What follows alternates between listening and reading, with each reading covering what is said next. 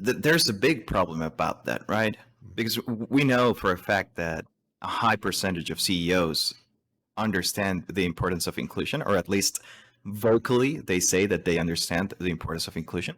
But I don't think that they really do understand what inclusion means. Because if they did, actions would be completely different.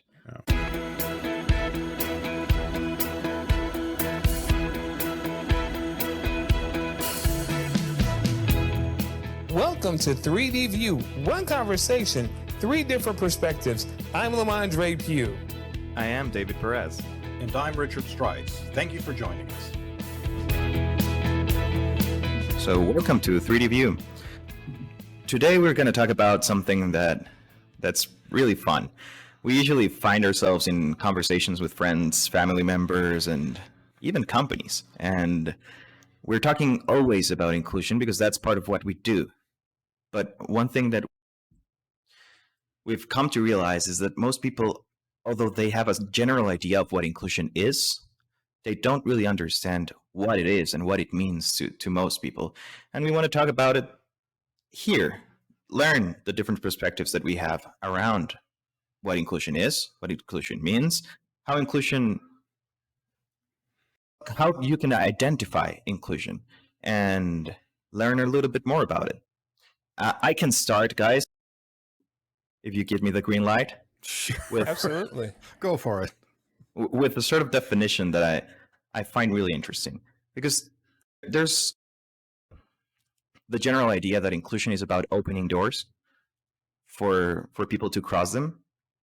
But I think that we need to go a little bit deeper, because the population that's usually not included, even though the door might be open, they don't necessarily know that it is open. And if you only open doors in big quotations, then and you don't tell them how to cross them, is that door good for anything? Are you actually including anyone if you just open the door and don't let people know that they are welcomed?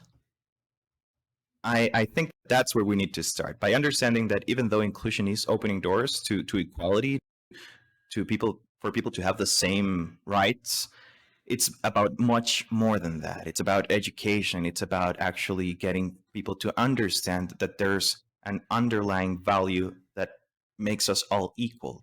And when we get to that point of understanding, inclusion becomes a given. And then inclusion is just part of life. But that's the thing. Inclusion is very hard to conceptualize because it's not something that you can actually point to. It's not something that you can actually just see, that's inclusion. There you go. There's another inclusion going. So it's something that you have to interiorize, apprehend in your mind, and actually start implementing in your own life. And then you'll be able to see when exclusion is happening. Because I think that's the beginning. When you understand what exclusion is, then you understand what inclusion means, what that would mean in a more natural sense. So that's my introduction, because I know that people seem to think that inclusion is only about opening doors. That's what politics has made it seem like, but it's about so much more. Yeah, I agree with that wholeheartedly, David. And honestly, the way that I see inclusion is very similar to that. In fact, what I'm about to say may sound silly at first, but hear me out. Inclusion really is all inclusive. And what I mean by that is, as you said, David, it's one thing to open doors. Is that a part of inclusion? Absolutely, it is. Opening doors is certainly a part of it. Opening doors for people that may not have had access before. But the other piece of that is, when those doors are open, is it an even playing field? When those doors are open, what are the advantages? What are the privileges? What are the areas of experience or inexperience or disadvantages or biases that keep people from fully experiencing a level playing field? In the example that you gave, David, opening doors, I think about, okay, during the Emancipation Proclamation, when the slaves were freed, where did they go? What means did they have to support themselves? And what was the springboard for them to now live free? And the truth is that was a major part of the issue. Now, of course, the Emancipation Proclamation never guaranteed equality. It never guaranteed any of those things. But if you work on the ideal, if you work under the ideal of people being free, people, now you can make your own way in the world, then you have to say, okay, well, then we have to do some things to make that possible. And it's the same thing. Even now, when we think of the rights of people with disabilities, when we think of gender equity, when we think of racial disparities, when we start talking about inclusion, it's not just, oh, check the box, we fixed this particular problem, or we fixed this particular situation. It really is looking at it from the totality of it, and how do we create level playing fields so that people can really enjoy what inclusion is supposed to be about. And so that's how I see it. What's interesting is that inclusion works at a couple different levels across our society. And by that, and we talked a little bit about this before we got on, and it really sticks with me, is the idea of inclusion and the idea of belonging, and how those aren't necessarily the same thing, and they don't always happen at the same time. And in the context of legally being inclusive or legally mandating inclusiveness via compliance laws and so forth, but that doesn't necessarily mean that the individual feels like they are being included or that they belong. And so it goes beyond just the laws of or statutes that are being created that aim to create inclusiveness. It goes down to the individual personal level, person to person, face to face, of being inclusive, putting that into action and truly making that belonging. And that goes across the board, from not only just lifestyle, but immigration, accessibility, and persons with disabilities communities. It's that same attitude has to be adopted, that it has to go beyond. When we mean inclusiveness, it goes beyond just the tangible aspects of inclusiveness in regard to law, but also putting it into action at a person-to-person level or community level. And that's, I think that's the more challenging element of inclusiveness that we all face. And that speaks to our subconscious biases that we're not aware of, but we react to or enact to on a daily basis, and at a societal or cultural level. And that's where it gets really complex in regard to creating truly inclusive communities. Yeah. And there's a big problem about that, right? Because we know for a fact that a high percentage of CEOs understand the importance of inclusion, or at least vocally they say that they understand the importance of inclusion.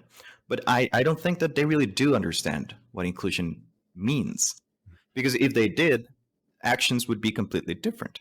They would actually be inclusive, not just like Lamondre once said in a speech he gave, "Oh, we got one of those." Right. Because right. Yeah. That's basically what they're trying to do. Yeah. Usually they're just trying to check boxes, and instead of actually including. And that's the thing, inclusion is about so much more, that it's basically a mindset change. Yeah. You need to absolutely change your mindset to be inclusive and to actually include people, because let's see, inclusion is about respecting diversity, respecting people for who they are, but it is also about equal rights, everyone having the same Right. rights. And that's why I think that inclusion should and is a human right. Absolutely. And you know Every what? single individual should be included. Absolutely. And not only is it about every individual having those rights, but it's also about applying those rights equally across the board. Because here's the thing, people will say, you have the right to do this and you have the right to do that. But when those rights are being violated, the treatment is so much different for different populations and for different individuals. And I think that is a major part of it. Because on the surface, again, we can say, hey, we're all created equal. But when when you see something, when you see rights being systematically held back from certain Or, groups, or eroded. Yeah. exactly, then even though you may have that right is not being protected or regarded as much. This is why things like Black Lives Matter are so important. Those words were important and are important because what we realize that everybody says all lives matter. Well, why are you treating the black ones this way? If all lives Why matter, have you been Right. why you have you know, been treating some lives different for years, for decades, for generations? And that's the thing. That's why I said at the beginning that inclusion stems from exclusion. mhm, If there was no exclusion, there would be no need for inclusion. Right. mhm, Well, right. The disenfranchised populations are the ones that are fighting for inclusion and are the ones that need to be included. right, And that's why we need to take proactive action to include them. It's not like we're trying to give benefits to a small percentage of the population just because we want to. It's about leveling the playing field. And why do we have to level the playing field? And here's a quote from Martin Luther King, now that we are recording this on Martin Luther King Jr. Day. Injustice anywhere is a threat to justice everywhere. And that's the thing. Whatever happens outside that's an injustice is threatening you, your life, and the lives of those you care for, and the lives of your children. mhm, If you don't fight for real justice, which of course means equal justice for every single individual, then what you're doing is just talk and not much else. And that's why inclusion needs to encompass those different aspects that Richard was talking about. It's not just about Black Lives Matter, it's about disability inclusion as well. It's absolutely, about including the LGBTQ community. It's about including everyone for who they are and how they contribute to society, whatever that is, whatever Right. that translates to in your mind. You just need to understand that they need to have the same rights, the same opportunities. And again, we go back to this might sound communist, but it is not. It is social. The only way to grow a healthy society is by understanding that difference exists and that we need to work to make everyone have the same opportunities. That's the only thing that we can do.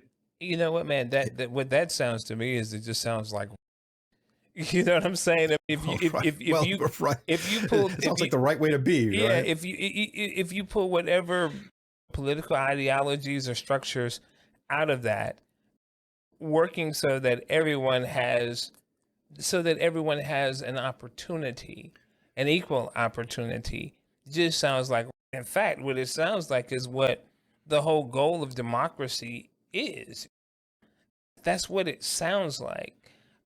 And and to your point about that, to what Dr. King said about injustice anywhere is a threat to justice everywhere. I think that's why it's so important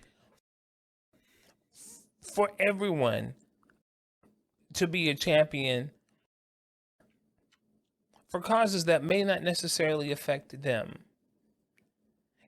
And the reason that I think that is quite simple. We all need allies and we all need accomplices.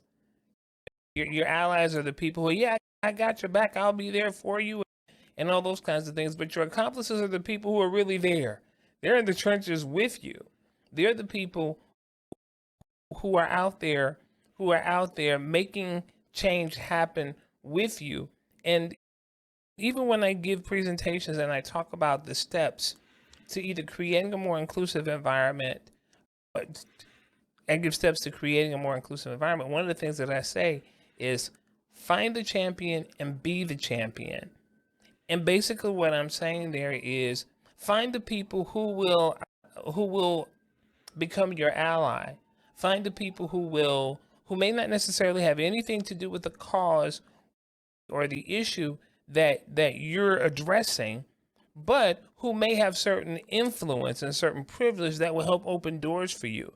But then the flip side of that is being that champion yourself, being that ally, that accomplice for a cause or an issue that someone else is addressing that may not directly impact you at all. But you can use your influence, you can use your privilege, you can use your circles to help advance that cause. And if we all did that, if we all started caring for each other, then we could really see some momentum. Then we could really see eyes opening. Then we could really see that change that we all want to see. Yeah, absolutely. It comes down to understanding, tolerance, respect. These are certainly the foundations of inclusion, especially when you think of it in a sense of a broad cultural sense of inclusion. If you don't have awareness, understanding, or tolerance, because you don't necessarily have to agree,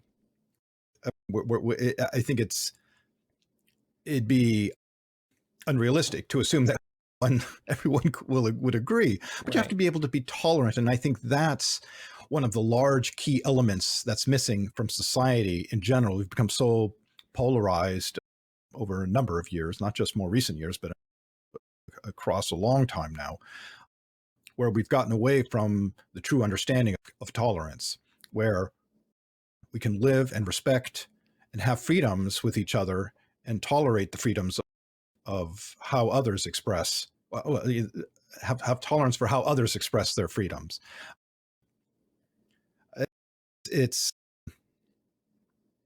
I think that's really, truly important, because it can't be all one way. And to your point, Lamondre, about how when you see someone's freedoms being eroded or being diminished, to stand idly by because, well, that doesn't really affect me.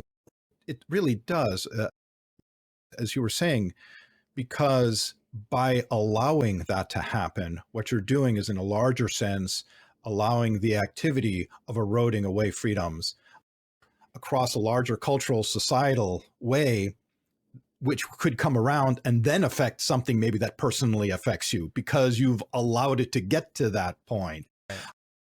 So by watching it, even though, again, it personally may not necessarily affect you, it does in the long run, because you're allowing it to propagate and continue. And those are, I think those are some of the things that we have chosen to ignore as a broader culture here in the US for so long. That is where we are. It's gotten us to where we are, and it's come to head.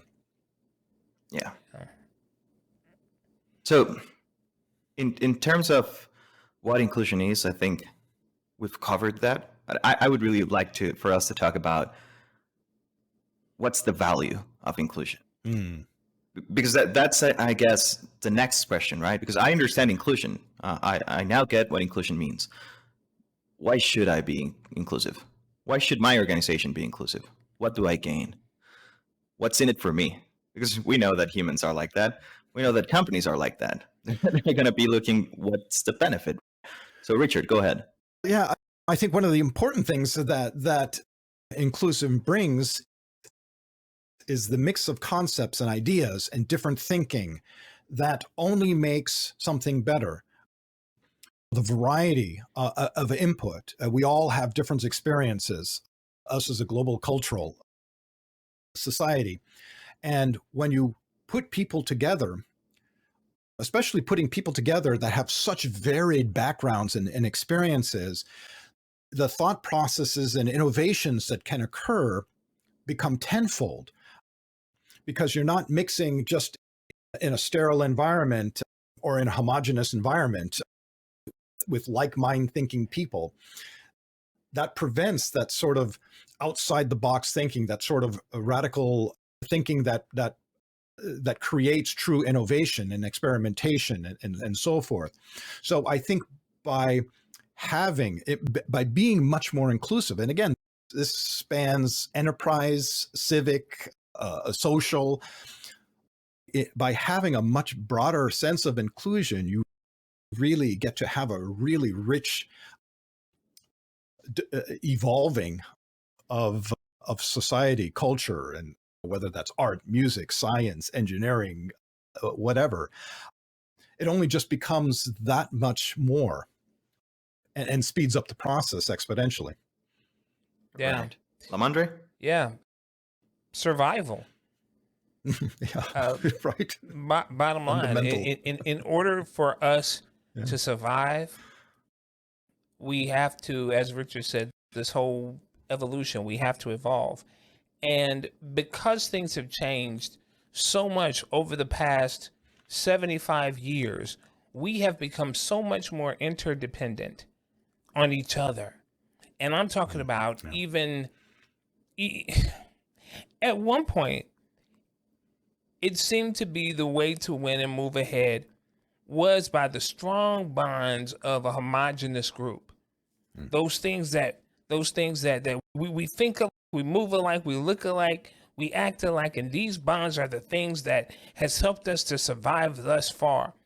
Now, because of globalization and because of the way that economies have changed, because of the way society has changed, because of the way our planet has changed, what we've really found was value in those fragile, simple, small things that really are the connections between us. Because in those things, what we realize is that we hold on to who we are.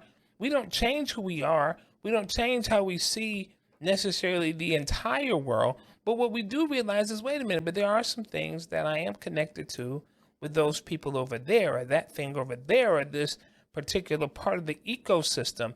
And it's those bonds that really perpetuate and sustain survivability.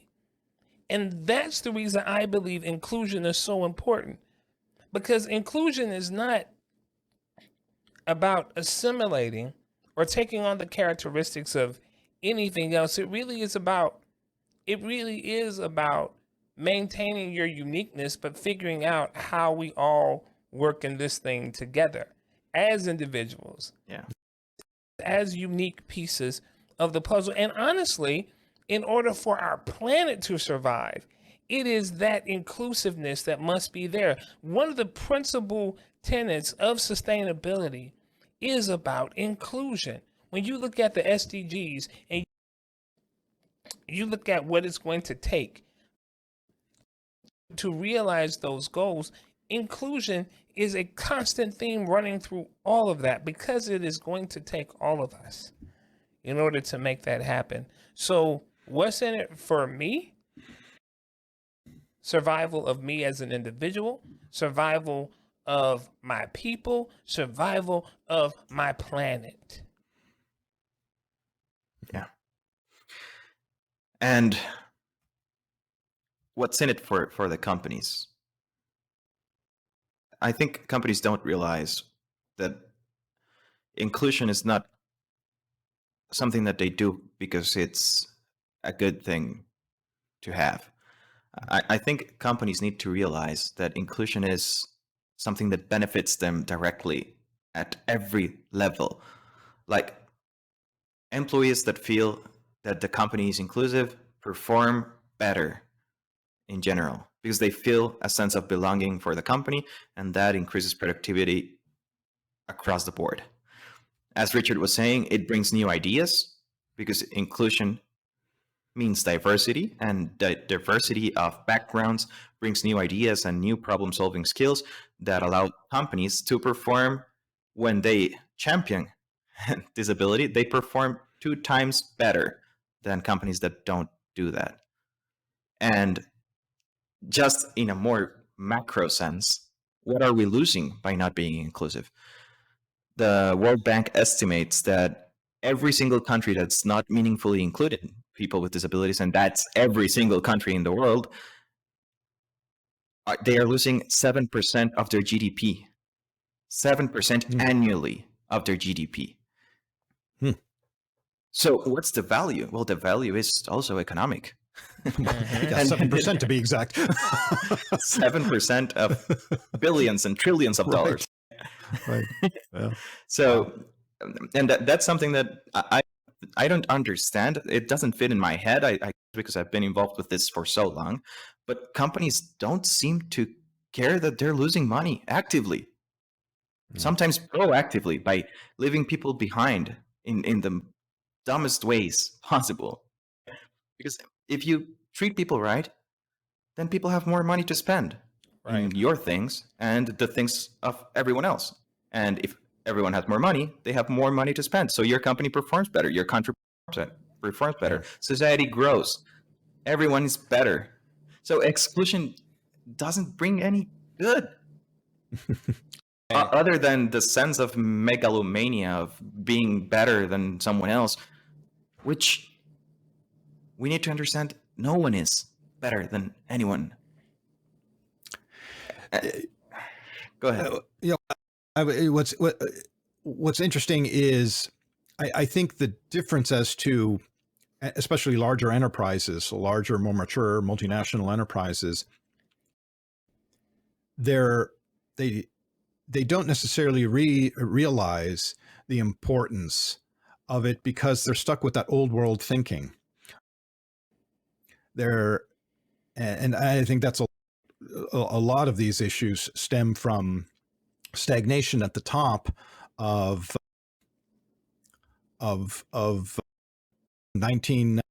anywhere from 1970s to or 1960s to 1990s mentality in regard to structure, without necessarily taking any of these newer metrics into consideration. Where inclusion, the idea that inclusion, the first thing that comes to the mind for that generation would be persons with disabilities, and but they don't represent nothing, blah blah blah, they don't contribute anything, leeches on society, blah blah. And that's just not the thinking. That is that old world thinking, that old mentality that really has no place in a boardroom. But yet, that's the demographic that sits in the boardrooms. And I think the ones that are far more enlightened or much more in tune are the ones that are advancing and the ones that have survived. What I have to do is look at the long list of companies, especially older companies that have dissolved or have gone away as a result of being defiant and standing with that old world thinking, versus companies that they've dipped down but have pulled themselves up because suddenly there was this understanding that they have to think differently than they have in the past in order to be successful. And lots of different examples of companies that have pulled themselves out and have moved forward being successful, adopting a lot of this more inclusive thinking and mentality as just part of their processes. Yeah. And I would add to that, as Lamondre was saying, it's a matter of survival. Well, yes. if your company is not inclusive, it will not attract new talent. The talent that's actually out there now, coming out of college and extremely well prepared, is not interested in working for a soulless corporation. Right. They're simply not. Yeah. They're simply not attracted by companies that don't mean anything to them, and that because Don't have any relevance. Yeah. life for new generations, finally, and thank God, is about much more than money. Right. Right. No, It's that's about much more absolutely than for sure. just making a solid salary. And that's really what separates, I think, the old world thinking versus the new world thinking is exactly that. The idea that it's not just quarterly profits. Obviously, quarterly profits are important for any major corporation because you have investors and blah, blah, blah. But you've got to do it socially in a social responsible way. And that is the difference. The difference where it's not the almighty dollar at any cost. It's the almighty dollar at a level of responsibility that is equitable Yeah. for a broader spectrum of individuals. Right. Exactly. It's giving meaning to the Yeah. dollar. So what I'm doing, it's getting me money, but it needs to mean something to me. It needs to mean something to my society, because if not, why am I gonna do it? Mm.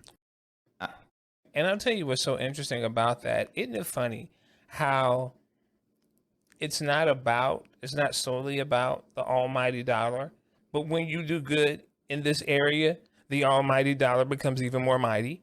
It begins Well, to yeah. increase. It because, finds you, right? You know, Yes. because the thing that and again, it goes back to this whole sustainability piece of it. It is a system that feeds itself. And when you take care of it, when you nurture that, when you push that, you reap the benefits of a robust system. It's really amazing how this works. It really is. Now, it does cause for a much more complex way of thinking. It causes us to dig deeper. It causes us to reach further than just looking at the simple number of things or just looking at the matrix of how we measure success. But the benefits are far more reaching. You think about it just in terms of urban areas where transportation was what was the thing. You had all these roads and concrete everywhere. Now they're installing green spaces, and some people say, "Why would they do that? It's going to make it more difficult." Man, people are becoming healthier, and so that means that I can work more. That means that I can, and so it's just it's a cycle. It's a system that, again, when done right, it perpetuates good stuff throughout all of the system. Yeah, it generates ripple effects. Everything starts moving and improving in general across the board. And if nothing else, if you're in a leadership position, you should think about it from the legacy standpoint. What do you Right. want to leave your children? What do you want to leave the world? Because if you're in a leadership position, you've probably done a lot to be there. But what's it going to matter if everything goes to hell? Right. If the world burns? Right. Right. If society destroys itself from within? We need to be inclusive. It's an imperative for every single one of us. Wherever we are, we need to work towards inclusion. We need to champion inclusion, as Lamondre was saying. We need to be accomplices for other groups. We need to just do our best to be inclusive, because it's the only way that the world is going to be what we have envisioned for years. Right. Like all of those future, how is it going to look like, the floating cars and whatnot. There's no way we're going to get there unless we're inclusive. Absolutely. Absolutely. I'll tell you this, being that we're recording this on Dr. Martin Luther King's day, this is the day that the U.S. pauses to recognize the birthday of Dr. Martin Luther King and what he stood for and what his fight was for. I want people to understand this and to be clear. It really is about what you can do. What you do as an individual to further the cause of justice. What can you do as an individual to help make the world more inclusive? What can you do as an individual to help create environments where people truly develop a sense of belonging? And it doesn't matter what areas or what issues you are addressing, just as long as you address them. Because even though we know Dr. Martin Luther King for his work in the civil rights movements as it related to Black people, believe me, when you hear him or when you heard him speak and he talked about assault on justice anywhere is an assault on justice everywhere, when you heard him talk about these kinds of things, it was not just about racial equality. It was about the equality for all of us. In fact, right before his assassination, one of the biggest things he was working on was something called the Poor People's Campaign. So when you go out there and when you think about what Dr. Martin Luther King did, don't think about it just as a thing that happens today or in the month of January or the month of February, but think about it as a lifestyle choice. And what can I do to further these causes? What can I do to further this concept? Because ultimately, that's what Dr. Martin Luther King fought for. That's what he lived for. That's ultimately what he died for. Yeah. Yeah. Yeah. Beautiful. And let's end this episode with a quote from one of his speeches. Our lives begin to end the day we become silent about things that matter. Thank you very much. Thanks for joining us this week on 3D View. Make sure to visit our website, ruglobal.com/3dview. That's ruhglobal.com/3dvu, where you can subscribe to the show wherever you listen to podcasts or join our YouTube channel so you will never miss a show. While you're at it, if you find value in the show, we appreciate it if you would leave a like or comment or simply tell a friend about the show. That would really help us a lot too. If you would like to join our conversations, you can join our Facebook community, 3D View, 3 Perspectives, 1 Conversation.